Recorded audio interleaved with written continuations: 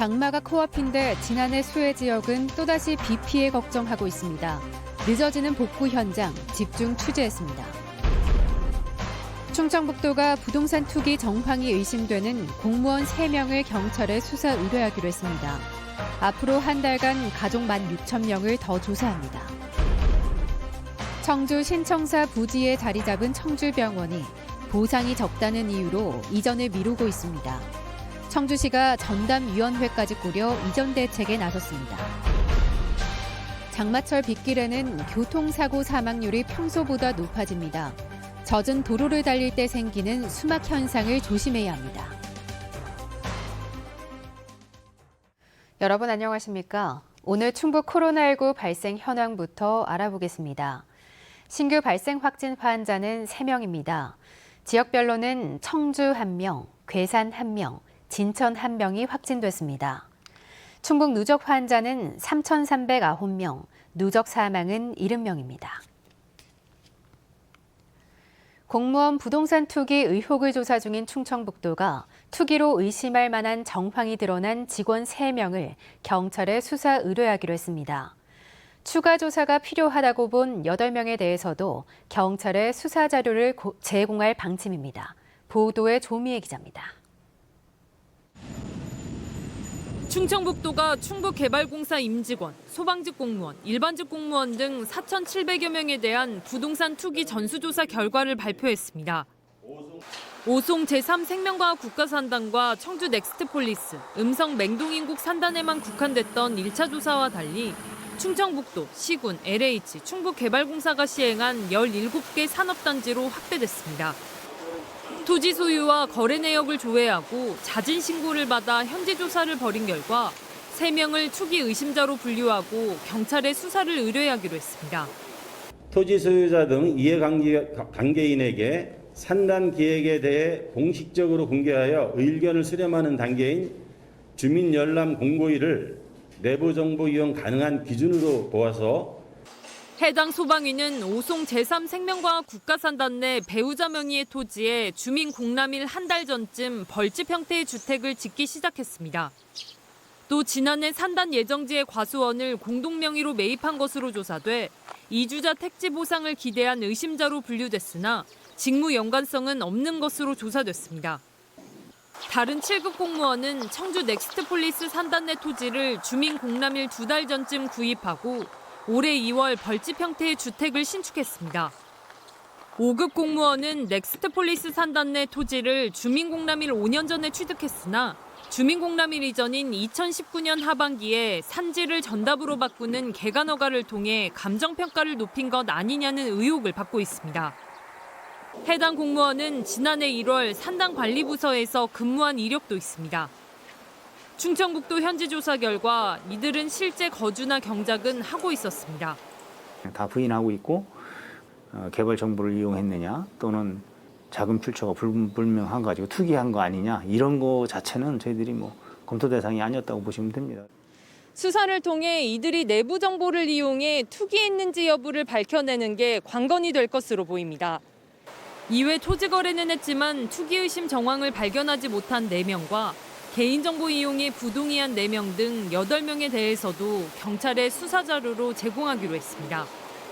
충청북도는 도의원 31명과 가족 100여 명에 대해서도 조사를 벌였으나 확인된 바는 없었다고 밝혔습니다. 현재 경찰에 입건된 도의원과 충북개발공사 간부의 투기 의혹은 이번 조사에서는 적발되지 않았습니다.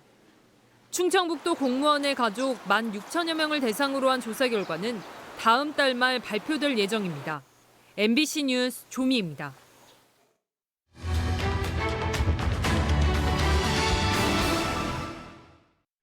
지난해 말 그대로 물폭탄이 쏟아진 충북은 성한 곳을 찾기 힘들 정도로 곳곳이 수해를 입었었죠.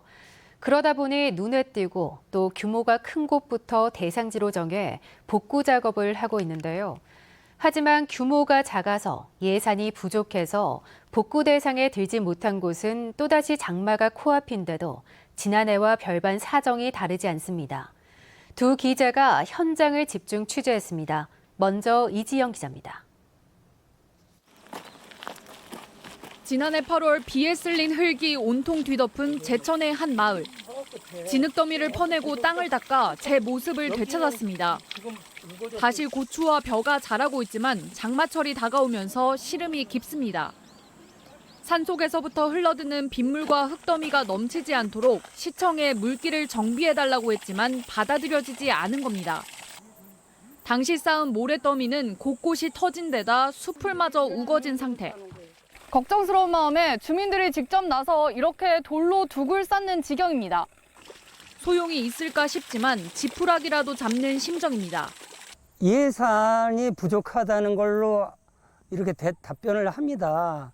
농심이 멍들지 않는 그런 복구 사업이 됐으면. 물길이 모이는 아랫마을은 더 걱정이 큽니다. 지난해 무너져 내린 산 비탈면을 그대로 뒤에 둔 채 생활하는 한 주택. 당시 피해 상황이 제대로 접수되지 않고 올 들어서야 지자체 실사가 예정되면서 또 한 번 장마를 견뎌야 합니다. 답답한 마음에 꽉 막혔던 수로라도 쉽게 트이도록 잡초를 뜯어내고 있습니다. 풀이 있으면은 산에서 이제 내려오는 토사물 같은 게 안 내려가잖아요. 맥히니까는 그거를 방지하기 위해서 이제 불안한 거는 항상 불안하게 살지 지금. 수해로 날아간 집터 바로 앞에 임시거처를 놓고 지내는 80대 어르신도 불안하긴 마찬가지. 당시 수로가 넘쳐 흐르면서 집을 집어삼켰지만 물길은 높아지지도 넓어지지도 않았습니다. 하천으로 접어드는 길목인 만큼 복구를 바랐지만 대상에 포함되지 못했습니다. 뭐 땅이 있어, 돈이 있어. 목숨이 참 붙었으니까 사는 건 사는 게 아니야. 해가지고. 이에 대해 제천시는 소규모 시설물 주변에는 사유지가 많아 매입하기 힘든 데다 곳곳에 분포돼 있어 예산 문제로 밀리고 있다고 설명했습니다. 별도로 재난지원금이 지급되지만 새 터전을 찾기엔 턱없이 부족해 또 다른 피해를 두고 볼 수밖에 없습니다. MBC 뉴스 이지연입니다. 재해가 반복되지 않기 위해선 근본적인 원인을 찾아 고쳐야겠죠. 하천폭을 넓히고 가파른 사면을 완만하게 하는 이른바 개선복구 공사를 하는 이유인데요. 하지만 수십, 수백억씩 드는 공사이다 보니 행정 절차에만 1년 넘게 걸리기 일쑤여서 올 장마에 또 걱정입니다. 왜 이런 일은 해마다 되풀이되는지 계속해서 허지희 기자가 보도합니다. 하천이 범람해 마을길이 끊기고 농경지와 밭이 침수됐던 제천 봉양 일대. 하천 지반이 깎여나간 경로당은 10달 전 그 상태 그대로 남아 있습니다. 하천과 인접한 농경지엔 빨간 깃발이 꽂혀 있습니다. 하천을 넓히는 개선 공사를 위해 토지 보상 조사를 하고 있는 겁니다. 이 일대 소하천 확장 공사 구간만 15km 이상, 540억 원이 넘게 투입되는데 하천 기본계획 변경 수립과 설계, 관계기관 협의까지 필요한 행정 절차가 20여 개에 달합니다. 지난해 흙을 퍼내는 응급 조치가 이뤄졌지만 시간이 흐르면서 이렇게 다시 많은 토사가 쌓여 있는 상태입니다. 모래알같이 약해진 집안. 꼼짝없이 두 번의 장마를 맞게 된 주민들은 불안할 수밖에 없습니다. 현재 이상이라면은 이거는 뭐 누가 봐도 다시 또 범람한다고 봐야죠. 이건 시에서는 지금 발 빠르게 움직이고는 있어요. 있는데 그 땅주 이분들도 어느 정도는 좀 협조를 해주셔야 되고. 70도 가까운 가파른 낭떠러지로 유실된 아스팔트가 아직 그대로 남아있는 도로 역시 같은 이유로 1년 가까이 통행이 통제되고 있습니다. 지자체는 주민들 이해를 구해 도로를 막고 아예 개선 복구를 하는 쪽을 택했습니다. 도로를 다시 깔고 사면에 옹벽을 쌓는데 확정된 예산은 40억 원. 적당한 공법을 찾고 개량 설계를 하고 공사를 시작하는 데만 10개월이 걸렸습니다. 산림 협의도 있고 그런 인허가 절차를 진행하다 보니까 5월에 돼서야 이제 설계가 마무리가 되게끔 됐어요. 그래서 바로 설계 완료되자마자 입찰을 진행을 해서 6월 초에 착수를 하게끔 된 상황입니다. 예산 낭비와 부실 시공을 피하기 위한 절차지만 복구도 전에 다시 장마를 맞는 상황이 해마다 반복되면서 복구 공사와 관련된 행정 절차 간소화, 일원화가 필요하다는 지적은 꾸준히 제기되고 있습니다. 지금은 행정 편의적으로 나누어서 관리한다. 실질적으로 예방에 한계가 있어요. 근데 이게 매년 반복되는데 왜 그런가 하면 이 부처 칸막이 있잖아요. 부쩍 칸막이 때문에 그렇고. 한편 부산 광주시가 홍수 등 자연재해 시 응급복구에 지역 토목 전문가가 24시간 기술 자문할 수 있도록 하는 한라인을 구축한 가운데 지난해만 1,800명의 이재민과 2,500억 원의 역대급 피해를 남긴 충북에선 관련 대책은 나오지 않고 있습니다. MBC 뉴스 허지입니다. 충청권 광역철도 청주 도심 통과 노선이 국가철도망 계획의 복수 대안으로 반영된 것과 관련해 충청권 광역철도 범시민 비상대책위는 기자회견을 열어 최적의 대안 검토 작업에 신속히 착수할 것을 정부에 촉구했습니다.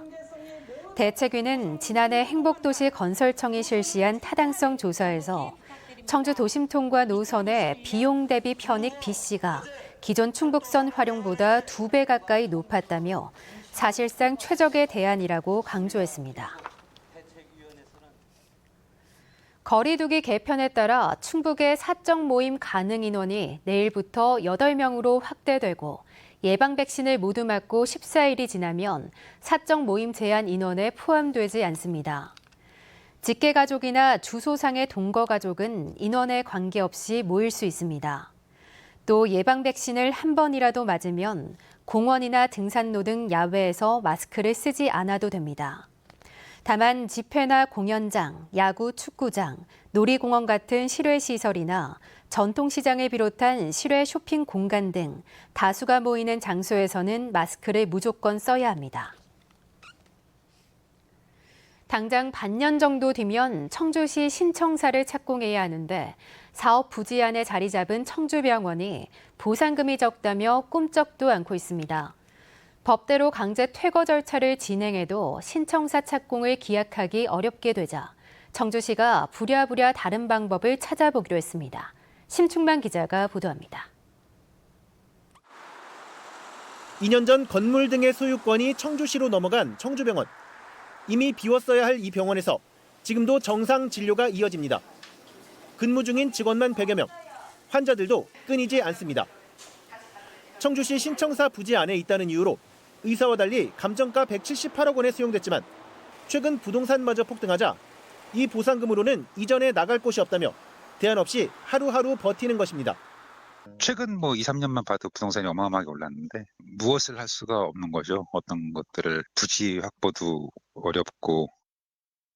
청주시가 올 들어 강제 퇴거 집행을 위한 명도 소송도 제기했지만 몇 년이 걸릴지 모를 확정 판결만 기다리자니 신청사 착공도 사실상 기약이 없는 상태. 법대로 하자며 강경했던 청주시가 결국 자세를 바꿨습니다.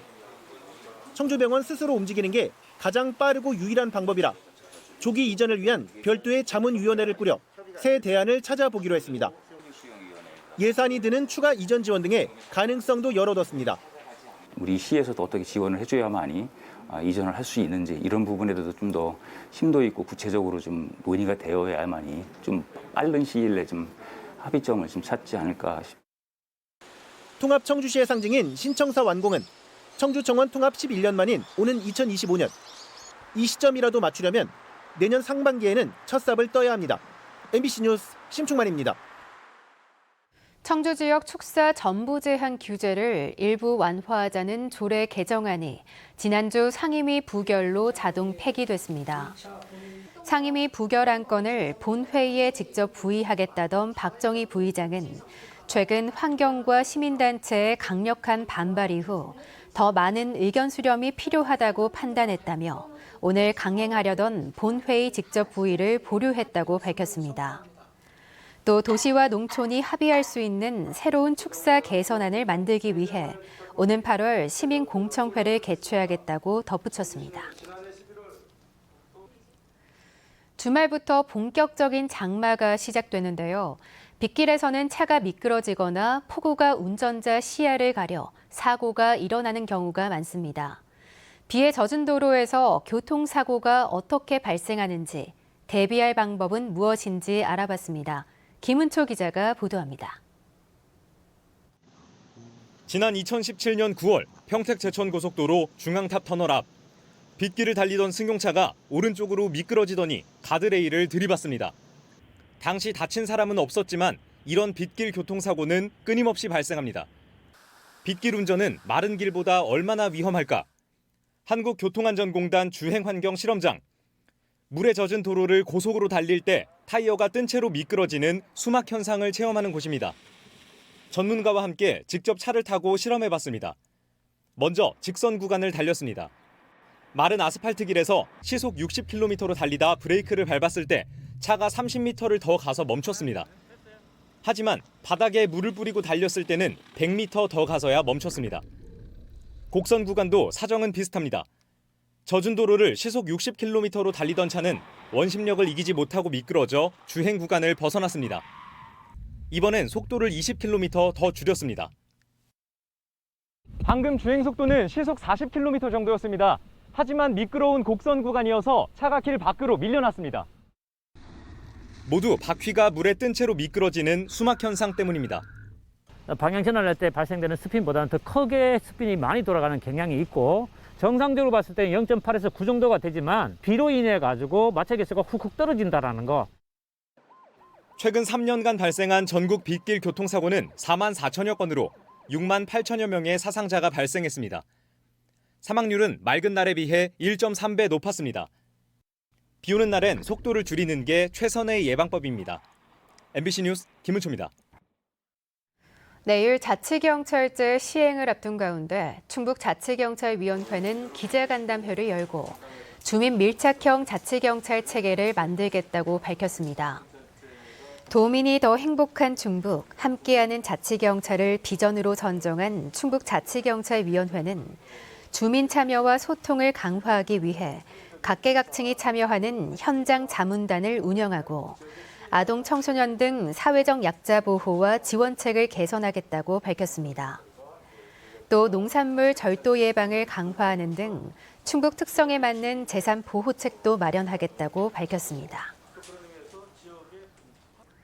충북의 탄소 배출 차단 기술을 개발하는 환경실험실이 구축됩니다. 충청북도와 한국지질자원연구원, 주식회사 NET는 청주 옥산산업단지에서 탄소 중립 환경실험동 기공식을 갖고 기술 개발을 위한 첫걸음을 뗐습니다. 탄소 중립 환경실험동에서는 산업 현장에서 발생하는 이산화탄소를 포집해 시멘트와 폐광산 체움제 같은 제품 생산에 활용하는 탄소광물 플래그십 사업을 실증하게 됩니다. 이번 사업에 참여하는 주식회사 ENT는 지역에서 배출되는 폐기물을 활용해 스팀과 전기를 생산하는 기업입니다. 중부내륙철도 가칭 112역의 명칭이 음성군이 요청한 감곡 장우원역으로 확정됐습니다. 국가철도공단 영명심의위원회는 음성군이 신청한 감곡 장우원역과 경기도 이천시가 신청한 장우원 감곡역 명칭을 놓고 심의한 결과 음성군의 손을 들어줬습니다. 뉴스를 마칩니다. 고맙습니다.